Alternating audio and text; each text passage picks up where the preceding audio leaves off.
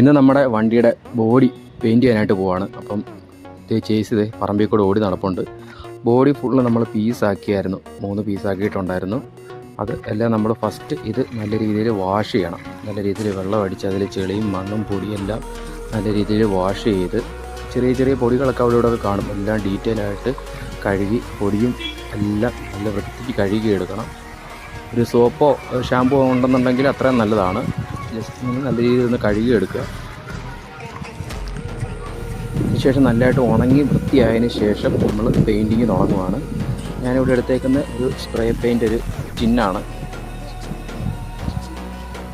എല്ലാ ഭാഗത്തും പെയിൻറ്റ് എത്തുന്ന രീതിയിൽ നല്ല രീതിയിൽ സ്പ്രേ ചെയ്യണം. ഒരു ഭാഗം നമ്മൾ മിസ് ചെയ്യാൻ പാടില്ല.